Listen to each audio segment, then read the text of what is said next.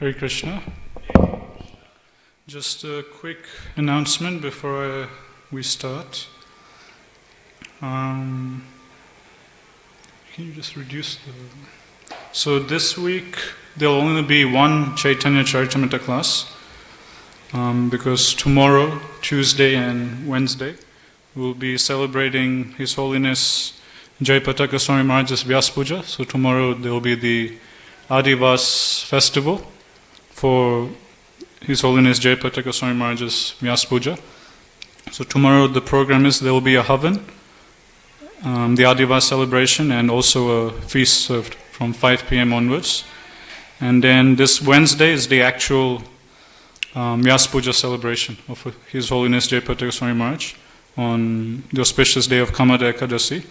So the Vyas Puja celebrations will start 5 p.m. onwards, and the Ekadasi feast will be served after 7:30 p.m. So open invitation to all devotees out there to please come and attend the festivities tomorrow and also day after tomorrow on Wednesday.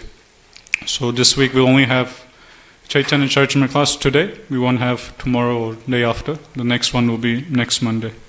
And also on the 1st of May, there will be another grain feast in honor of Maharaj's Vyas Puja on the 1st of May.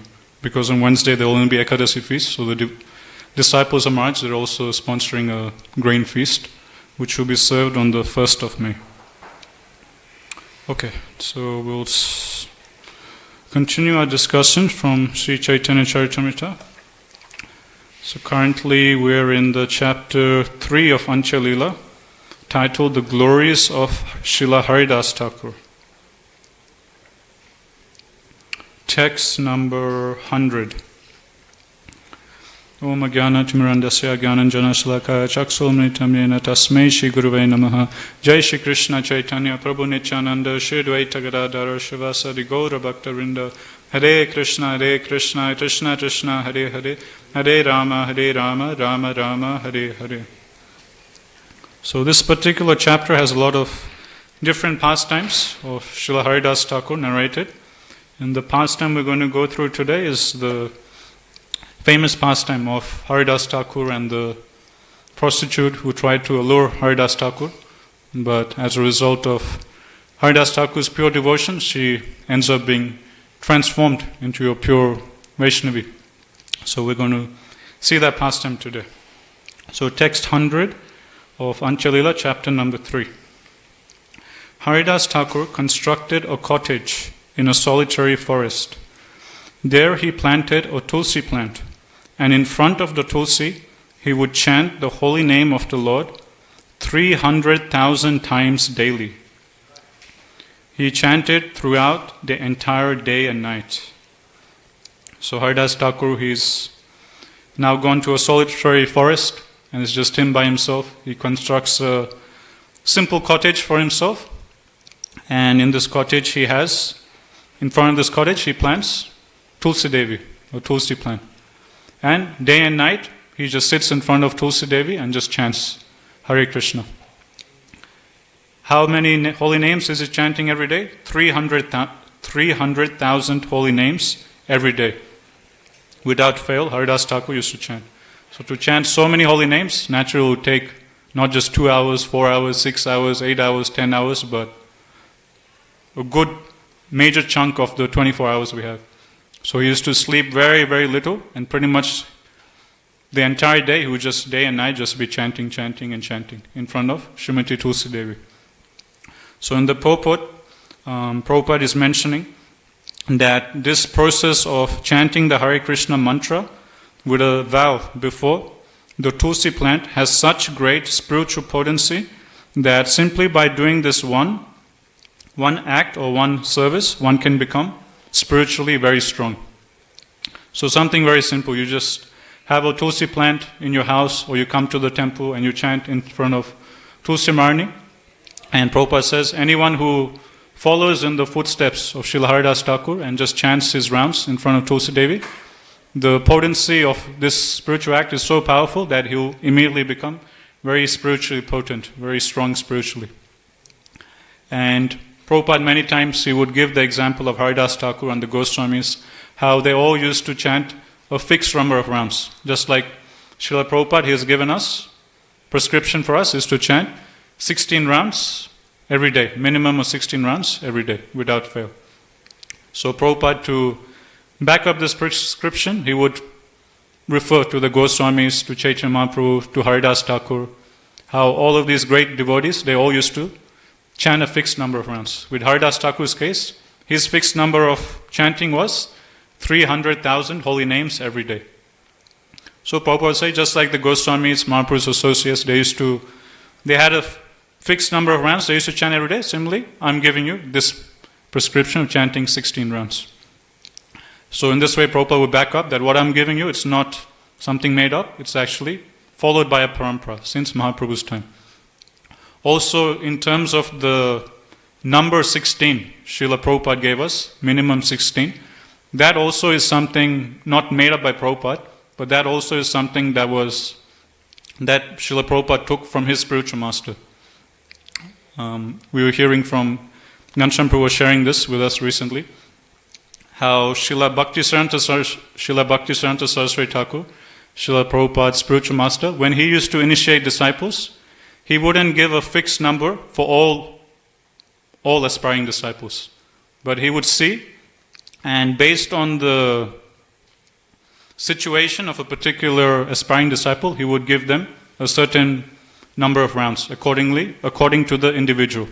For example, for disciples of his who would take the vow of being a Babaji, of just dedicating their whole life to chanting the holy name, those disciples who are becoming sannyasis or going into the order of being a Babaji, then for them, Srila Bhaktisiddhanta Saraswati Thakur, he would give them that your fixed number of rounds is 128 rounds. Every day you have to chant. Because you're not doing anything else, you're not working, you're just whole day, you're just going to be chanting, you're just a mendicant, you're a Babaji, for you, 128 rounds. For others, he'll maybe give them 64 rounds, so on and so forth. But it's explained for Grahastha disciples of his, who have to work, a major chunk of the day to maintain the family, and who are engaged in preaching activities, so on and so forth, who have a very busy schedule and lifestyle. So for them, he would take into consideration, they have to work to maintain their family. There's only so much time they have to do japa. So for his Grahastha disciples, he would prescribe them 16 rounds. So that 16 number, Srila Prabhupada, he takes from his spiritual master, Bhaktisiddhanta Saraswati Thakur. There's in one of the Prabhupada Leela books written by Prabhupada's disciples, it's explained one pastime how initially, during the early days of ISKCON, Prabhupada told all of his aspiring disciples or disciples that, every day you should chant 64 rounds. But then devotees, they came back to Prabhupada and said, Prabhupada, 64 rounds is too difficult to chant. 64 rounds, it takes us 8 hours, But we have so many things to do during the day, 64 is not possible. Then Prabhupada says, okay, don't worry about 64, just do 32 rounds. Then again, devotees, they try, then again they come back to Prabhupada. And they say, Prabhupada, 32 rounds also is very difficult. It takes us at least 4 hours. We have so much preaching to do, so many things to do, it's very difficult. Then Prabhupada again, he reduces, says, okay, 16 rounds. But minimum 16, no less than that. So from then onwards, this was the standard, Prabhupada said, for all aspiring disciples in ISKCON. That minimum 16 rounds. So this minimum 16 rounds also, Srila Prabhupada, he took from his spiritual master. When Srila Bhaktisiddhanta Saraswati Thakur used to initiate certain disciples who are householders, who have very busy lives, he would just give them 16. But for others who are dedicating their lives more, he would give them more number of rounds. And also it's given how Prabhupada used to chant his 16 rounds. When Prabhupada was a Grahastha, so obviously he was also given that minimum amount of 16. So as a householder, Prabhupada explains how he used to finish his 16 rounds. Prabhupada said that he used to break up his 16 rounds into 4 parts. 4 times 4 is 16. So he said, the first 4 rounds, Prabhupada, he used to chant 4 rounds before every meal, and then the last remaining 4 rounds he would chant before going to bed. So before taking breakfast at say 9 o'clock for example. So before taking breakfast at 9 o'clock, he would chant 4 rounds. Then before taking lunch at 1 o'clock, he would chant 4 rounds. Then before taking dinner, let's say at 6, Prabhupada would chant 4 rounds. So by the time he's finished his dinner, he's chanted 12 rounds. Then again, before going to bed, say 9 p.m., he would chant another 4 rounds. So then, that way, before breakfast 4 rounds, before lunch 4 rounds, before dinner 4 rounds, and before going to bed another 4 rounds. And this way, Prabhupada said he used to chant his 16 rounds. So for those devotees who are unable to chant, all their 16 rounds early in the morning, which is best to do, early time, Prabhupada used to say, is the best time to chant. But if we're unable to do, due to our schedule, we can follow this formula that Prabhupada himself used to practice in finishing his 16 rounds. So just like Haridas Thakur, he used to very sincerely and strictly chant his prescribed number of rounds. Prabhupada, he explains that we should also do this. And especially if we chant our rounds in front of Srimati Tulsi Devi, Prabhupada's explaining in the purport that this process of chanting our rounds in front of Srimati Tulsi Mani gives us great spiritual potency, gives us great spiritual strength. Yes. Yes. So, as I was mentioning, Srila Bhaktisiddhanta Saraswati Thakur, for his Grasta disciples, he used to usually give 16. Yeah, minimum 16. Okay, we'll go next text number 101. For his bodily maintenance, he would go to a Brahmana's house and beg some food. He was spiritually so influential that all the neighboring people worshipped him. So Haridas Thakur, whole day and night he's chanting Hare Krishna. So how does he eat? He doesn't have time to cook, go to the supermarket, buy groceries, cook for himself. So he would just simply go nearby to some Brahmana's house and just beg some food and just simply subsist on that. And Srila Krishnaraj Kaviraj Goswami is explaining that Haridas Thakur, he was spiritually so influential, he was such a popular Vaishnava that everyone knew about his glories. So whenever someone would see him, they would recognize, this is Haridas Thakur, the great devotee of the Lord who chants 300,000 holy names a day. So because of his popularity, because of his, like Ramananda Roy Prabhu, Ramananda Roy, he tells Chaitanya Mahaprabhu, when Mahaprabhu asks Ramananda Roy that, who is the most famous person in this world? Then Ramananda Roy, he replies that a devotee of the Lord, a pure devotee of the Lord, he is the most famous. So Haridas Thakur, by his spiritual influence, he was very popular. So there were always many brahmanas, many devotees in the local area who would happily give in charity to Haridas Thakur food, and Haridas Thakur used to just simply subsist on that. I'll read the first section of this purport, it's nice.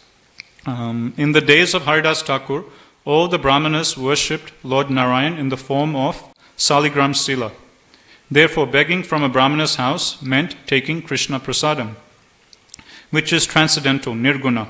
If we take food from the houses of others, such as karmis, we shall have to share the qualities of those from whom we take alms.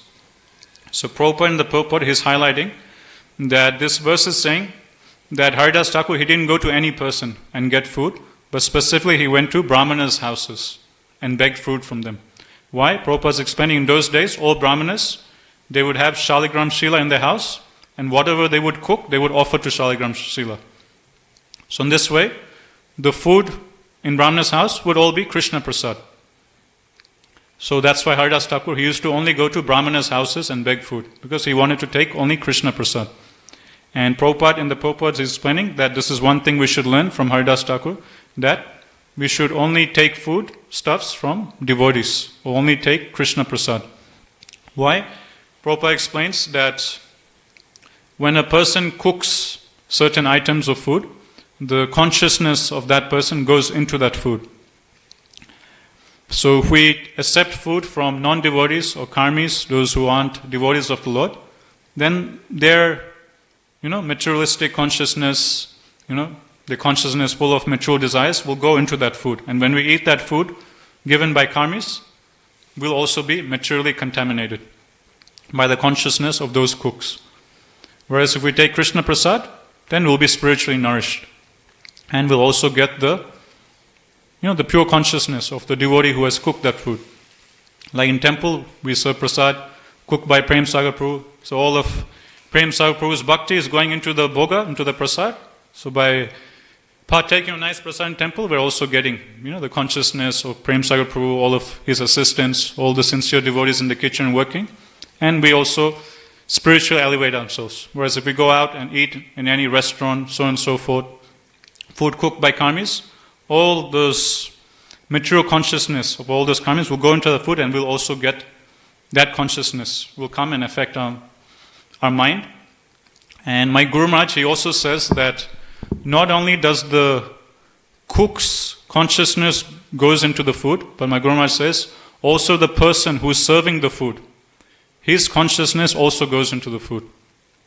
So I heard this in one of my Guru Maharaj's lectures, and he was instructing his disciples that therefore when we serving prasad to the guests, that's also a very big service. Just like cooking the food is a big service because all the bhava, the bhakti, the consciousness of the cooks goes into the food.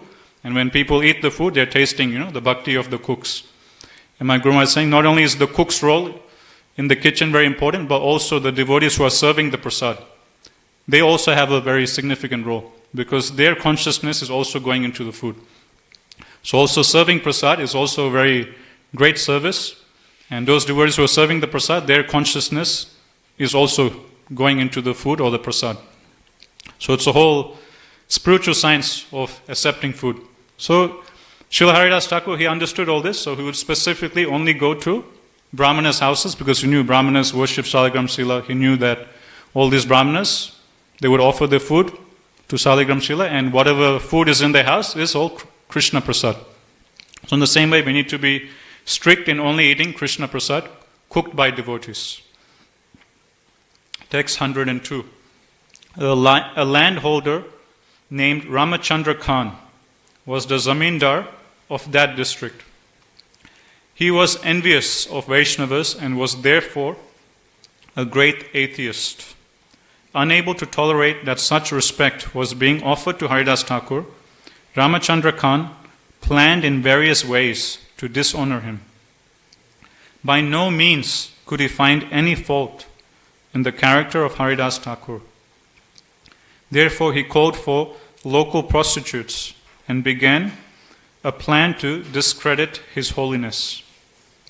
So here's Haridas Thakur, by his spiritual influence, by his glorious bhakti devotional service, he has become so popular in this particular town and village. And in this particular town, there was a big landholder named Ramachandra Khan. And this Ramachandra Khan, when he noticing Haridas Thakur's popularity increasing more and more, when he's seeing that everyone in his town is singing Haridas Thakur's glories, he starts to become envious of Haridas Thakur. And what is the nature of envy? When someone becomes envious, then you want to pull that other person down. So then he starts planning in various ways. How can I bring Haridas Thakur down? He's getting so much popularity. I need to somehow or other bring bad fame to him, bring ill name to him. Somehow or other I need to do something to dishonor Haridas Thakur. So then, as he's thinking like this, he's trying to find some fault with Haridas Thakur. So then, after he finds some fault with Haridas Thakur, he can magnify that, tell that to others, and in that way dishonor Haridas Thakur. But Caitanya Caritamrta explains that no matter how hard he tried to find a fault with Haridas Thakur, he just couldn't find any faults with Haridas Thakur. So this is the purity of a devotee like Haridas Thakur. A pure devotee of Mahaprabhu, a pure devotee of the Lord. He is so exemplary in character that even his enemies, they can't find any fault with him. He conducts himself with such exemplary character that even his enemies respect him. Even his enemies, no matter how hard they try to find some fault with him, they can't find any faults. So although this Ramachandra Khan, he was very sinful in nature, a big fault finder, still using his whole fault finding talents or mentality, he couldn't find a single fault with Haridas Thakur. So then what does he do? We read in the coming verses how then he talks to a group of prostitutes and arranges for one of them to go and seduce Haridas Thakur. By no means could he find any fault in the character of Haridas Thakur. Therefore, he called for local prostitutes and began a plan to discredit His Holiness. Ramachandra Khan said to the prostitutes, "There is a mendicant named Haridas Thakur. All of you devise a way to deviate him from his vows of austerity." Among the prostitutes, one attractive young girl was selected. "I shall attract the mind of Haridas Thakur," she promised, within 3 days. So Ramachandra Khan, he puts forward this challenge to a group of prostitutes, and one of them puts her hand up and says, "Don't worry, you can count on me. I will break Haridas Thakur's vows of austerity. I will make him deviate from his bhakti, his spiritual practices." And she asked, "Just give me 3 days. Within 3 days, I promise you, I will dishonor Haridas Thakur." Text 107. Ramachandra Khan said to the prostitute, "My constable will go with you so that as soon as he sees you with Haridas Thakur, immediately he will arrest him and bring both of you to me." So this is Ramachandra Khan's whole plan. So as part of the plan, he will send the prostitute, and when the prostitute seduces Haridas Thakur, Ramachandra Khan, he's saying to the prostitute that along with you, I'll also send one of my police officers. And when the police officer catches you and Haridas Thakur, then he'll immediately arrest Haridas Thakur and then bring him to jail, and then the whole town will know that this mendicant Haridas Thakur, actually he's a fake. Look what he's doing. He's engaging with a prostitute. And in this way, Haridas Thakur will be dishonored. In this way, envious Ramachandra Khan's plan will be fulfilled. So this is a plan he has set up. Text 108. The prostitute replied, "First let me have union with him once. Then the second time I shall take your constable with me to arrest him." So then the prostitute replies that no need to send your police officer now, or your guard or your constable. Just let me have union with him once. Then the second time I have union with him, at that time you can send your constable, and then you can arrest him. At night, the prostitute, after dressing herself most attractively, went to the cottage of Haridas Thakur with great jubilation. After offering obeisances to the tulsi plant, she went to the door of Haridas Thakur, offered him obeisances, and stood there. Exposing part of her body to his view, she sat down on the threshold of the door and spoke to him in very sweet words. "My dear Thakur, O great preacher, great devotee, you are so beautifully built, and your youth is just beginning. Who is the woman who could control her mind after seeing you? I am eager to be united with you. My mind is greedy for this. If I don't obtain you, I shall not be able to keep my body and soul together." Haridas Thakur replied, "I shall accept you without fail, but you will have to wait until I have finished chanting my regular rounds on my beads. Until that time, please sit and listen to the chanting of the holy name. As soon as I am finished, I shall fulfill your desire." So the prostitute comes, offers herself, speaks very nicely, sweetly, seductively to Haridas Thakur. And how does Haridas Thakur reply? He says, "No problem, don't worry, I will satisfy your desire. But I have made this vow to chant, a fixed number of rounds of my beads, and I haven't finished my rounds. So in the meantime, what you do, you just sit at the door and you just listen. Just listen to the chanting and just wait for some time. After I finish my japa, then surely I will satisfy your desire. For now, you just sit at the door and you just listen to the japa, listen to the holy name." Text 116. Hearing this, the prostitute remained sitting there while Haridas Thakur chanted on his beads until the light of morning appeared.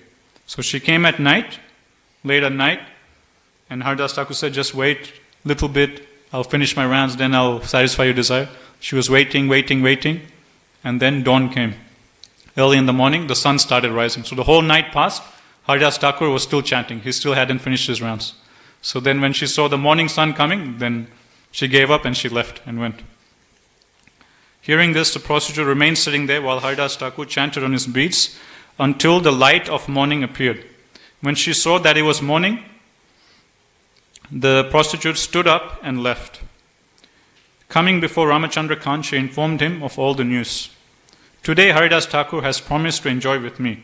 Tomorrow, certainly, I shall have union with him. The next night, when the prostitute came again, Haridas Thakur gave her many assurances. Last night you were disappointed. Please excuse my offense. I shall certainly accept you. Please sit down and hear the chanting of the Hare Krishna Mahamantra until my regular chanting is finished. Then your desire will surely be fulfilled. So second night, again she comes, again Haridas Thakur tells her the same thing, that I'm sorry, I couldn't satisfy your desire yesterday, but don't worry, surely I will do today. I still have some rounds left to chant today, so again you just please sit down and just hear the chanting of the holy name. As soon as I'm done, surely I will satisfy your desire. After offering her obeisances to the tulsi plant and Haridas Thakur, she sat down at the door. Hearing Haridas Thakur chanting the Hare Krishna mantra, she also chanted, O my Lord Hari, O my Lord Hari. Purport. Herein one can clearly see how a Vaishnava delivers a fallen soul by a transcendental trick. The prostitute came to pollute Haridas Thakur, but he took it as his duty to deliver the prostitute. As clearly demonstrated here, the process of deliverance is very simple. With faith and reverence, the prostitute associated with Haridas Thakur, who personally treated her material disease by chanting the Hare Krishna Maha Mantra. Although the prostitute had an ulterior motive, some or other, she got the association of a Vaishnava and satisfied him by occasionally chanting in imitation, O my Lord Hari, O my Lord Hari. The conclusion is that associating with a Vaishnava, chanting the holy name of the Lord, and offering obeisances to the tulsi plant or a Vaishnava all lead one to become a transcendental devotee who is completely cleansed of all material contamination. So the second night, again she came. Haridas Thakur told her to wait. So she sat down at the door. She offered obeisances to Tulsi Devi, she offered obeisance to Haridas Thakur, and she sat down. And again she was listening to Haridas Thakur chanting Hare Krishna, Krishna Krishna, Hare Hare, Hare Rama, Rama Rama, Hare Hare. And she was listening and listening and listening. And after some time she's getting a bit bored.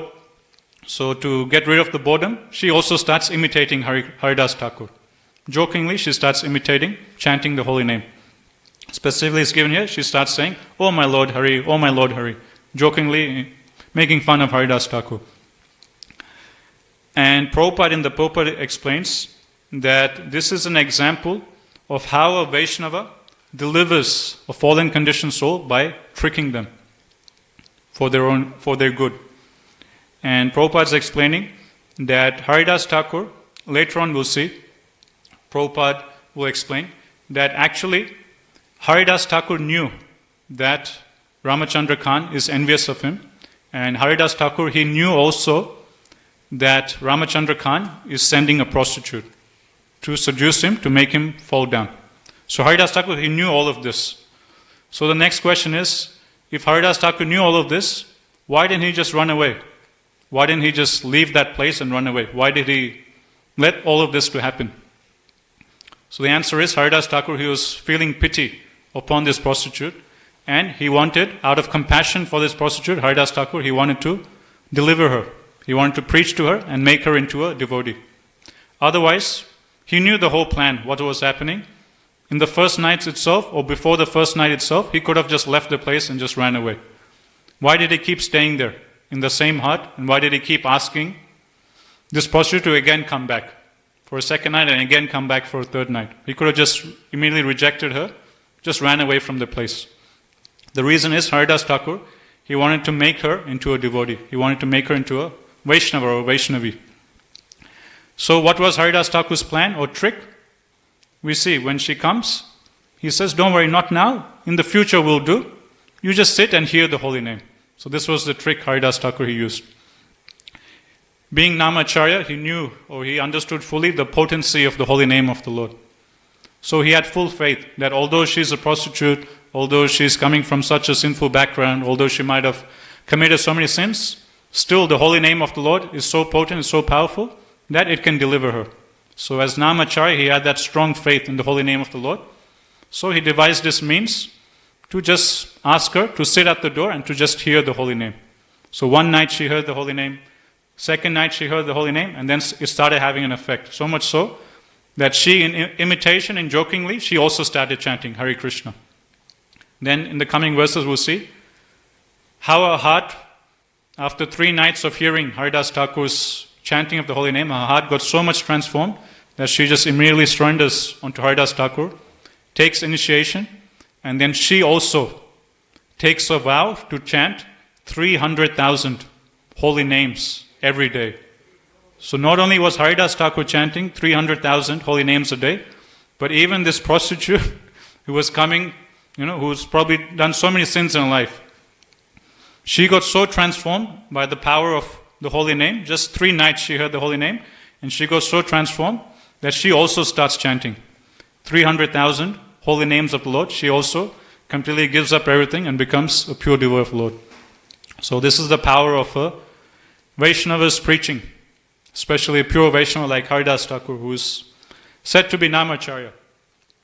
So Prabhupada used to say that in Adi Lila, Prabhupada, he explains in some purports the qualification of an Acharya.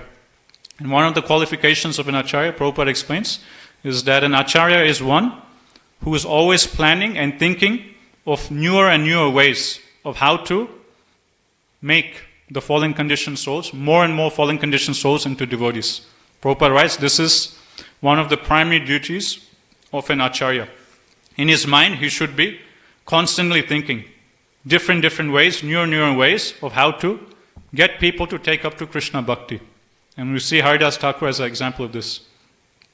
He had that option of just running away from the place. He knew what was happening. He could have just run away from the place. But no, as an Acharya, as a pure devotee of Lord, feeling compassion, he decides to stay back and make her into a devotee. Easy option is to just go away from that place. Why waste time dealing with a prostitute? Why go through this whole ordeal? Just run away from that place, go to another forest and chant Hare Krishna. He didn't have to stay there, but he purposely stayed there and gave his association to the prostitute and made her into a devotee. Same thing we see with our Srila Prabhupada. Srila Prabhupada could also have stayed in Vrindavan for the rest of his life, just engaging in Krishna bhajan. But Prabhupada, he left Vrindavan, he left India and traveled to the West and preached all over the world.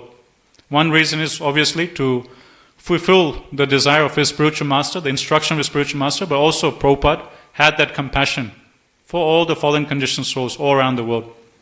So the easy option again for Srila Prabhupada was just stay in Vrindavan, just like all of his god brothers. They were also just staying in India. They were just happy and satisfied doing little preaching, just managing their mats. But Srila Prabhupada wasn't like that. His heart was overwhelmed with compassion. And instead of choosing the easy option of just staying in Vrindavan, Prabhupada, he took the austerity of coming to America. And he suffered through, heart attack on Jaladuta. He took so much austerity just to deliver the fallen conditioned soul. So this is the mood of a Vaishnava. That he is para dukkha dukhi. He feels sadness, he feels distress upon seeing the distress of other souls. So this is Haridas Thakur. Although he had the easy option of just running away, still out of compassion for this prostitute, he stays back and he makes her into a devotee. So this is one of the duties Acharya should display. Acharya is one who should be always thinking and planning of newer and newer ways of saving the fallen conditioned souls. One time, Shrutikritti Prabhu, Prabhupada's personal servant, he shares this story. One time, Srila Prabhupada, he asked his disciples that, is a Vaishnava simple or is a Vaishnava very crooked? So then, naturally, all the disciples, they answer, a Vaishnava is, of course, very simple, Srila Prabhupada. And Prabhupada asks, are you sure? Is a Vaishnava simple? Are you sure a Vaishnava is not crooked? And then all the devotees, again, they said, yes, of course, a Vaishnava is a very simple person. How can a Vaishnava be crooked? Then Prabhupada, he answers the question by saying, actually, you're all wrong. A Vaishnava is not simple. Actually, a Vaishnava is very crooked. Then all the devotees, they were shocked. And then Prabhupada explains himself. He says, just take me for example. I'm a Vaishnava and I tricked all of you into becoming a devotee. I was very crooked. I came to America. I didn't tell you anything about four regulated principles or doing this or preaching, going to different cities, starting up centers. I didn't tell you about all these austerities that you're going through now. I didn't tell you about taking sannyas, shaving up your head, dedicating your whole life. I didn't tell you all this. I just invited you to the Sunday love feast. I just served you guys samosas, rice, puris, kachoris. I served you gulab jamuns. I had a whole jar full of gulab jamuns. And I told you, whenever you like, you can just come into my room and take as many gulab jamuns as you like. I made sweet rice for you. Like this, I just invited all of you to take prasad. You came, you took prasad, you took prasad, you took prasad. Then after some time you thought, Swamiji, he's an old man. He probably needs some help with cooking. He probably also needs some help to wash all the dishes after the love feast. So then you started coming. You started helping me cooking. You started helping me washing the pots. Like this, you started getting more and more into devotional service. Then initiation came. Then the four regulated principles came. Then some of you took sannyas, and now look at all of you. See, I was very crooked. I never told you all this at the start. I just told you, just come, take prasad, enjoy the food, enjoy some nice music, enjoy some nice philosophy. In this way, I tricked all of you. Now look at you. Now all of you are my full-time servants. Whatever I ask, you will do without a second thought. Now you're all my servants, and you've dedicated your lives to me. And in return, I'm not even paying you a single cent. So this is how Prabhupada says, you take me as an example, a Vaishnava actually is crooked. But it's crooked not for his own personal satisfaction. He's crooked for Krishna's pleasure. He understands that the only way these fallen conditioned souls can be happy is when they come in contact with Shri Shri Radha Gopala, is when they come in contact with Krishna. There's the famous prayer by Prahlad Maharaj, 7th canto. He's saying to Nrsimhadev, Nevo duje para durachya vaitaranyas tadvija gayana mahamrita magna chitta soche tato vimuka chetasa indriyata maya sukhaya bharam udvato vimudan. So Prahlad Maharaj is saying to Lord Nrsimhadev that, my dear Lord, as far as myself is concerned, I have no problem. I am very happy. Why am I happy? Because I am constantly hearing your glorious name, fame and pastimes. I'm always engaged in Krishna Katha. I'm always engaged in Krishna Kirtan. And I'm supremely blissful, chanting Hare Krishna, hearing Bhagavatam class, reading Bhagavatam. I'm very happy and blissful. So as far as myself is concerned, I'm very happy and blissful. I have no desires. I'm very happy and satisfied. But there is one anxiety I have. There is one thing which is giving pain to my heart. What is that? When I look out there, I see so many fallen conditioned souls, all suffering, pangs of material existence. And I know for certain that the only way they can be happy is when they come in contact with your lotus feet. And my heart goes out to them, and it is my desire that somehow or other I want them to come and take shelter of your lotus feet and also become happy, just like me. So this beautiful prayer by Prahlad Maharaj gives the ideal heart of a Vaishnava. So as far as himself is concerned, a Vaishnava is very happy and blissful, chanting Hare Krishna, singing and dancing, reading Bhagavatam, hearing Krishna Katha. But at the same time, simultaneously, while he's blissful and happy, simultaneously there's this one anxiety which is going on also in the heart of a Vaishnava, which is he feels compassion for all the fallen conditioned souls out there. And as Prahlad Maharaj explains, a Vaishnava, he has that strong conviction that the only way someone can be really happy is when they come in contact with Krishna's lotus feet. So Vaishnava, he has full faith in this. So he tries to somehow or other trick the fallen conditioned souls to come in contact with Krishna's lotus feet. And Prabhupada says this is the duty of all acharyas. That all acharyas, they need to constantly be thinking of different ways of how to reconnect the fallen conditioned souls to Krishna. So then the question might be that, okay, this is instruction for acharyas. We're not acharyas, we're just normal devotees, we're just ordinary Prabhus or Matajis, so this doesn't count for us. But actually, Prabhupada openly instructed his disciples during his time. Prabhupada used to say that, I want all of you to tax your brains in how to sell and distribute my books more and more and more. I want you to tax your brains to spread this movement. So this was an open instruction to everyone. And same instruction is said by Chaitanya Mahaprabhu. Mahaprabhu's open instruction is, Yara Deko Tareko Krishna Upades. Amara Agnya Guru Hoy Taro Edes. So Mahaprabhu wanted every single devotee of his to become Guru, every single devotee of his to take up this quality of an Acharya and think of different ways of how to connect more and more fallen conditioned souls to Krishna's lotus feet. So this mood or this bhava which Prahlad Maharaj has in his heart, we should all also have. On one hand, we should be very blissful and peaceful, practicing Krishna consciousness. But on the other hand, we should also have this anxiety in our hearts that how can I, bring more souls to the temple? How can I make more souls chant Hare Krishna? How can I give prasadam to more souls? So these two things simultaneously should be going. One is we should be practicing bhakti ourselves and relishing taking prasad, relish singing and dancing, relish reading books, relish hearing Bhagavatam class. At the same time, the other half of our mind should always be planning newer ways of how to reach out to fallen conditioned souls. If you look at Prabhupada's lectures, Prabhupada's books, Prabhupada will come up, give so many analogies, metaphors to explain different spiritual truths. So during Prabhupada's times, Prabhupada's disciples were just amazed of how Prabhupada is coming up with so many dozens and dozens of metaphors and analogies, just on this simple point of how we're not the body, we're the soul. So one time, one disciple of Srila Prabhupada, he came up to Prabhupada and he asked Prabhupada, that Srila Prabhupada, how is it that you're able to come up with so many analogies, so many metaphors, so many examples in explaining just the simple point of how we're not the body, we're the soul? How is it you're able to come up with so many examples? And what was Srila Prabhupada's response? Prabhupada said that I'm able to come up with so many examples is because day and night, constantly I'm thinking about this. Day and night, constantly in my mind, I am thinking, how can I convince these guys how they're not the body, they're the soul? What example can I give them? This example, like that Prabhupada said. That day and night I'm just meditating. What metaphors should I use? What examples can I give? So that all of these guys here who I'm preaching to, they can understand this truth, this spiritual truth.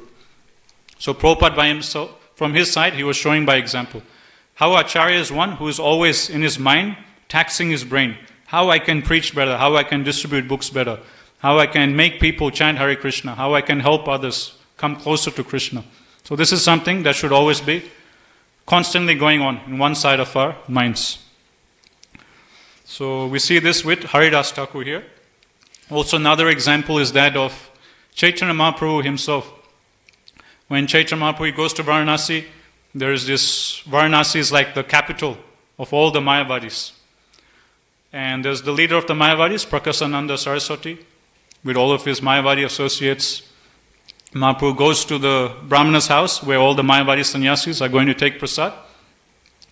And Mahaprabhu is going there with the mood of delivering all of these Mayavadis. And what is the tactic Mahaprabhu uses? Again, he comes up with a transcendental trick. Mayavadis, they are the most envious personalities. In terms of the most envious of the Supreme Lord. They say that we're all God, we're all Vishnu, we're all Krishna, and when we attain perfection, we all just merge into Krishna, we're all one, we're all God. So they're at the height of envy of Krishna. So converting all of these staunch, not just ordinary Mayavadis, but Mayavadi sannyasis into devotees requires a great effort. But Mahaprabhu, he comes up with a very simple tactic, very simple trick to trick these Mayavadis into becoming devotees. What does Mahaprabhu do? When he first goes into the Brahmana's house, Mahaprabhu, he washes his feet. Like at the front of our temple, we have a tap, and where devotees can wash their hands and also their feet. So like this, in this Brahmana's house, there's a little tap where everyone is supposed to wash their feet before coming in. So Mahaprabhu, he washes his feet at this tap, and then he sits down right next to that tap, which is supposed to be a very dirty place, That's where everyone washes their feet. There'll be a lot of dirt, so on and so forth. So in that very dirty section, in that corner, where everyone washes their feet, Mahaprabhu, he just sits down there. That's point number one. Point number two, Mahaprabhu, he starts emanating from his body a great transcendental spiritual effulgence. And by these two things, Mahaprabhu, he tricks the Mayavadis into becoming a devotee. How? It's explained, Prabhupada explains in his purport, that what is the ultimate destination of Mayavadis? To merge into Brahma Jyoti. Okay? The whole spiritual practice is all about Brahman. The Brahma Jyoti merge into the spiritual effulgence of the Lord. That is the ultimate destination. So Mahaprabhu understanding, okay, this is what these guys are attracted to, Brahma Jyoti. So then he starts giving off his own, transcendental effulgence. So then when all these Mayavadis, they see this, spiritual effulgence emanating from Chaitanya Mahaprabhu's spiritual body, they immediately get attracted. Wow, who is this personality emanating such effulgence? So immediately they get attracted. Second thing, by Mahaprabhu sitting in that corner, that dirty place where everyone's washing their feet, Mahaprabhu, he melts the hearts of all the Mayavadis by his humility. So when someone, being dressed as a sannyasi, giving up such transcendental effulgence, is sitting in such a dirty, lowly place, then immediately these Mayavadis, their heart melts. That, he looks like such a, transcendental sannyasi. Why is he sitting there in that dirty place? So then what does Prakasananda Saraswati do? He immediately comes to Mahaprabhu, grabs Mahaprabhu by his hand and then picks him up, saying, why are you sitting here in this dirty place? Please come with us, sit amongst us. And Srila Prabhupada, he writes in his purport, that this very moment when Prakasananda Saraswati grabs Mahaprabhu by his hand, picks him up and brings him into the assembly, and that is the point where Prakasananda Saraswati's devotional service or his bhakti begins. How Prabhupada says, by picking up Mahaprabhu from that dirty place, Prakasananda Saraswati, he's doing devotional service. He's serving a Vaishnava. And that is the point from which his bhakti or devotional service starts. In this way, Prabhupada explains how Chaitanya Mahaprabhu, he tricks the leader of the Mayavadis to doing unknowingly to do devotional service. And Prabhupada gives this as an example of Ajnata Sukriti. Ajnata Sukriti means unknowingly someone doing devotional service.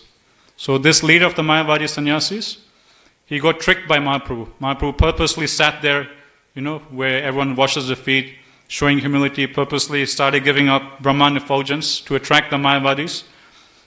So they would be forced to drag him from there, and by dragging him from there, they unknowingly do devotional service. And because of that little devotional service they did, later on when Mahaprabhu preached to them, they could take it all in, and they all became devotees later on.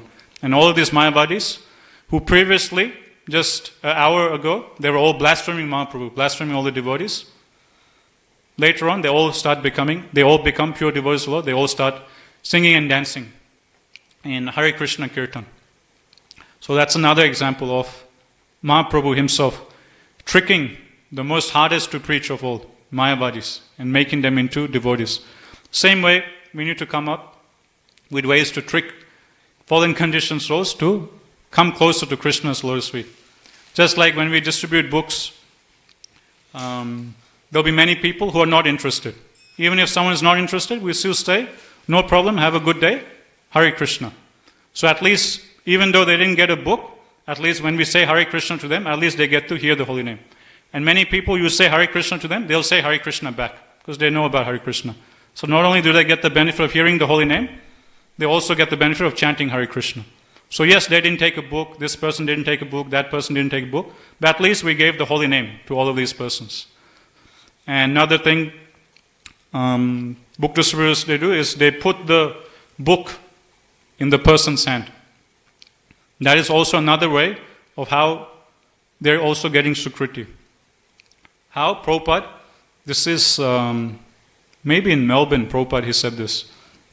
In Australia only. Prabhupada said that if a person simply, when we go out to distribute books, if a person just holds the book in their hand, they just look at the book for a second and think, yeah, it looks like a nice book, Bhagavad Gita, okay, Gandhi has read it, okay, it looks like a nice made book, but sorry, I'm not interested, and just gives the book back. Prabhupada said, don't worry, even though that person didn't buy the book, because for 1 second or 2 seconds, he held Krishna in his hand, and he appreciated Krishna by saying, this looks like a nice book. because of just that 2 seconds of appreciating Krishna, he is guaranteed to get a human form of body in his next life. His whole life he could have been committing sins, but just because of that 2 seconds of devotional service, 2 seconds of just holding Krishna in his hand and appreciating. Yes, looks like a nice book, but sorry, not interested. Krishna is so kind, he just takes that 2 seconds of appreciation, 2 seconds of devotional service, and he gives that soul a human body in his next life. So Prabhupada said like this. So this is the nature of Krishna, like we were discussing earlier on. Ishvara Swabhava Bhaktera Na Deke Dosa Alpa Seva Bahu Manya. So Krishna's nature is such that we just do a little service, Alpa Seva, Krishna will magnify it, Bahu Manya. Krishna will think that something is very great and give us great spiritual returns. So in this way, we need to constantly be thinking of how to bring more and more fallen conditions closer and closer to Krishna's lotus feet. Okay, text 123. When the night came to an end, the prostitute was restless. Seeing this, Haridas Thakur spoke to her as follows. I have vowed to chant 10 million names in a month. So he used to chant 300,000 names a day, and in 1 month, he used to chant 10 million names. I have taken this vow, but now it is nearing its end. I thought that today I would be able to finish my performance of yajna, my chanting of the Hare Krishna mantra. I tried my best to chant the holy name all night, but I still did not finish. Tomorrow I will surely finish, and my vow will be fulfilled. Then it will be possible for me to enjoy with you in full freedom.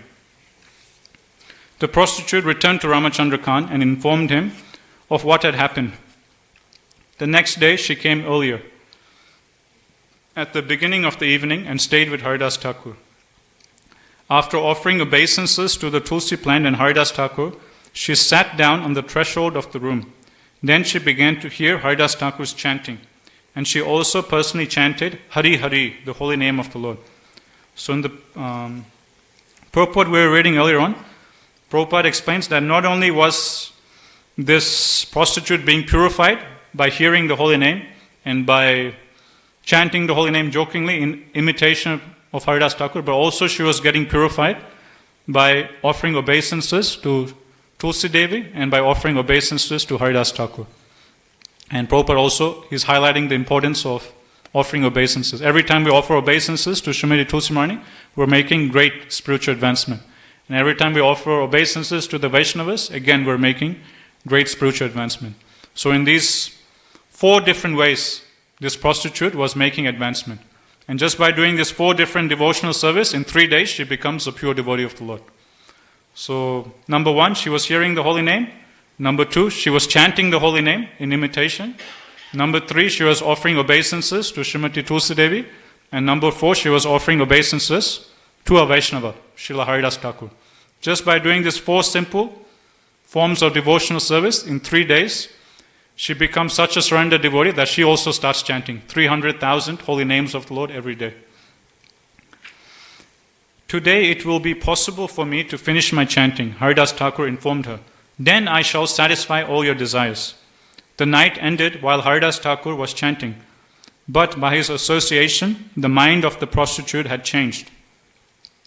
The prostitute, now purified, fell at the lotus feet of Haridas Thakur and confessed that Ramachandra Khan had appointed her to pollute him. Because I have taken the profession of a prostitute, she said, I have performed unlimited sinful acts. My Lord, be merciful to me. Deliver my fallen soul.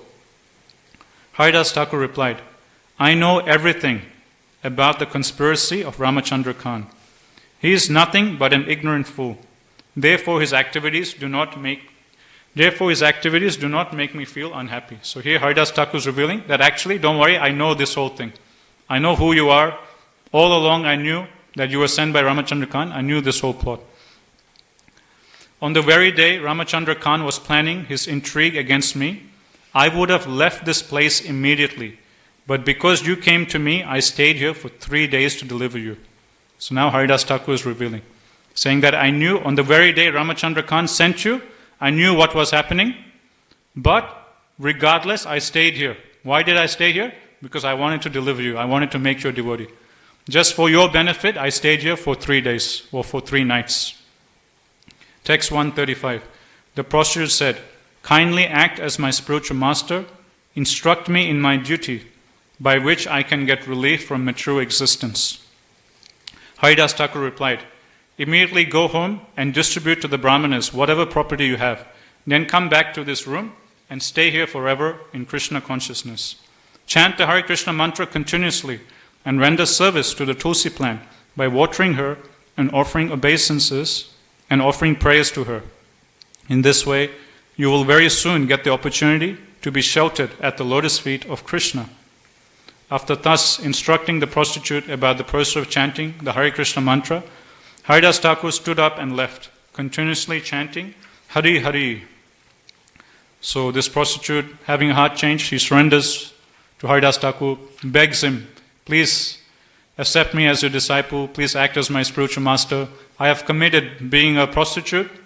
I have committed unlimited sins in my life. I have no hope, please have mercy on me. Then Haridas Thakur instructs her that first thing you do, you immediately go home. Whatever possessions you have, you just give in charity to the Brahmanas, whatever property you have. Then you come back here and you just continue. Just like I was chanting, you stay here, offer prayers to Tulsi Devi, offer water to Srimati Tulsi Devi and chant Hare Krishna in front of Tulsi Devi. Like this, Haridas Thakur, he instructs her. And then Haridas Thakur leaves. Thereafter, the prostitute distributed to the Brahmanas whatever household possessions she had, following the order of her spiritual master. The prostitute shaved her head clean in accordance with Vaishnava principles and stayed in that room wearing only one cloth.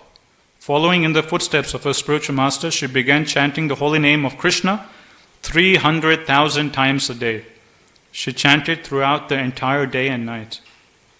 She worshipped the Tulsi plant, following in the footsteps of her spiritual master. Instead of eating regularly, she chewed whatever food she received as alms, and if nothing was supplied, she would fast. Thus, by eating frugally and fasting, she conquered her senses, and as soon as her senses were controlled, symptoms of love of Godhead appeared in her person. Thus, the prostitute became a celebrated devotee. She became very advanced in spiritual life, and many stalwart Vaishnavas would come to see her. Seeing the sublime character of the prostitute, everyone was astonished. Everyone glorified the influence of Haridas Thakur and offered him obeisances. By inducing a prostitute to disturb Haridas Thakur, Ramachandra Khan caused a seed of offense at his lotus feet to germinate. This seed later became a tree, and when it fructified, Ramachandra Khan ate its fruits. So that ends this section of Haridas Thakur and this prostitute. Just last point, before we finish, one other lesson we can take from this is the power of bhakti. How for doing devotional service, there is no prerequisite, there is no qualification required. Just like this Sunday, Ram Navami, His Grace Venuvada Prabhu, he chose a very wonderful verse recited by Hanuman in 5th canto of Bhagavatam. And in this verse, Hanumanji, he was saying that to get the friendship or to develop friendship with Lord Ramachandra, one doesn't need the qualification of high beauty, high material family, position, education, so on and so forth. What is the evidence of this? Hanumanji, he gives himself and the monkey soldiers as evidence. That look at us. We have no beauty. We're monkeys. What is our education? We're monkeys. What is the material possessions we have? What is the opulence we have? We have none of these material assets. But still, look how merciful my Lord is. Although we have none of these material assets, still the Supreme Lord is becoming friends with us. Still He is giving us His friendship. So for bhakti, all of these material things aren't required. There's no prerequisite. As long as we surrender unto a spiritual master, Krishna will accept us. And we see this with the case of a prostitute. Although a prostitute is someone who would have committed so many sins, someone who's so low class, engaged in so lowly activities, still, just doing devotional service in 3 days, her heart transforms, she surrenders, and she becomes such a great elevated devotee that she also starts chanting 300,000 holy names of Lord every day, and she also develops love of Godhead. So in this way we see, to get into bhakti actually, one's background is doesn't go into consideration. Doesn't matter who we are, who we were in our previous life, what we used to do.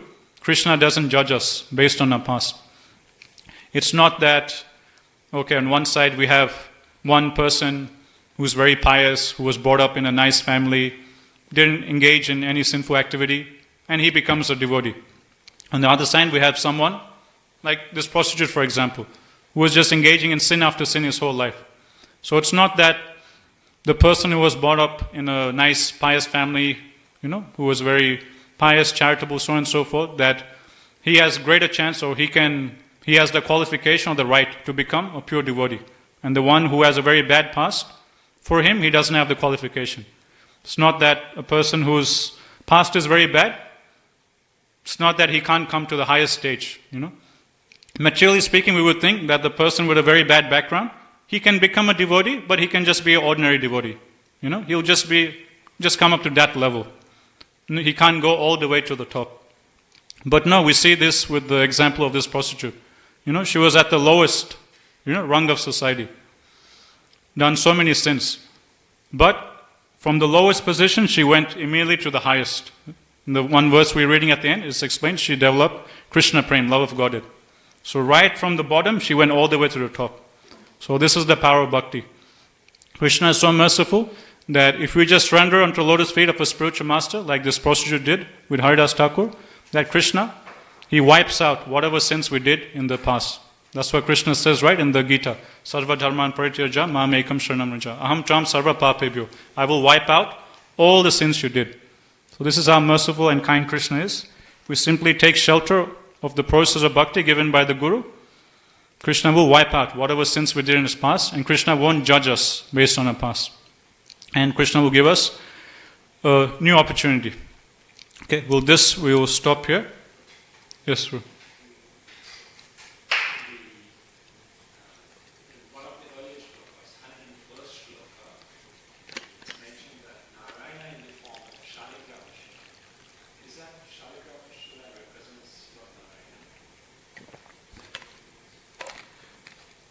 Yes, so I'm not, I don't know so much about Shaligram Shilas, but I've heard that different devotees, they have, like Shaligram Shilas is like Vishnu, like different forms of Vishnu.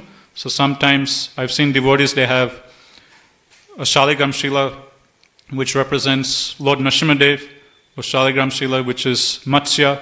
So based on the form of the Shaligram Shila, one can understand which form of Vishnu it represents. Like I know some devotees who have a Shaligram Shila which is Matsya Dev. Some devotees worship a Nrsimhadev Shaligram Shila, so and so forth. So they're all different forms of Vishnu, Shaligram Shila. And Govardhan Shila, which one gets from Govardhan, that's Krishna himself. That's Swayam Krishna himself. Personality you mentioned, Ramachandra, it's quite an interesting name, isn't it? I mean,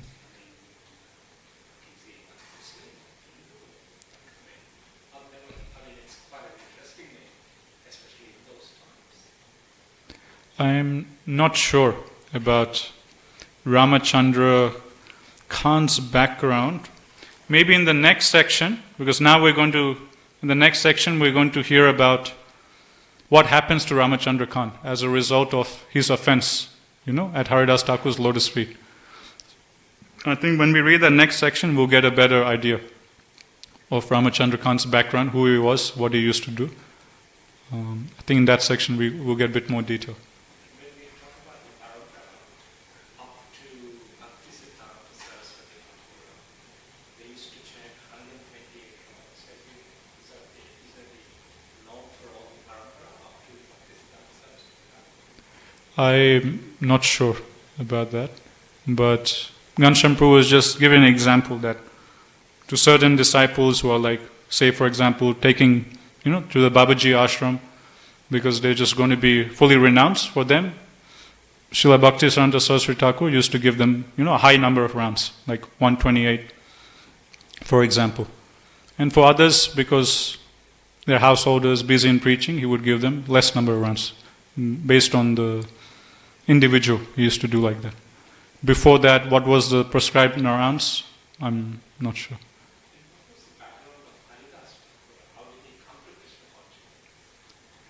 I'm also not sure about that. All I know that he was born in a Muslim family, that we hear again and again. Prabhupada will highlight.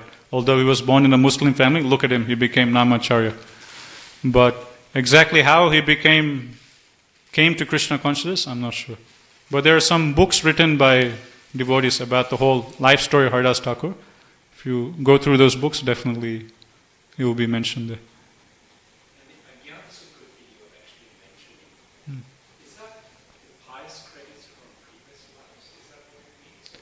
No, Ajnata Sukriti in this context is referring to unknowingly doing some devotional service. For example, when the Mayavadi sannyasis, they are picking up Mahaprabhu from that corner and asking him to come, they are unknowingly serving a Vaishnava, unknowingly serving the Supreme Lord. And with this pastime we're reading today, this prostitute, she was unknowingly doing devotional service by hearing Haridas Thakur's chanting, and by her jokingly chanting Hari Hari, imitating Haridas Thakur, she was again unknowingly doing devotional service. When we go out to do Harinam, we'll see people on the streets, they will jokingly in imitation also start chanting Hare Krishna with us.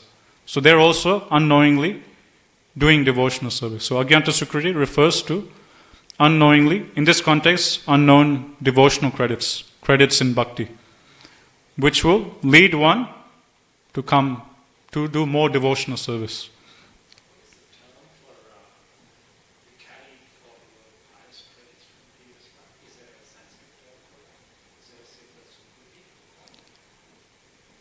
Yes, I'm not sure about the technical term, but yeah. Okay. Shri Caitanya Caritamrta ki jai, Jaguru Srila Prabhupada ki jai, Tagore Premanande.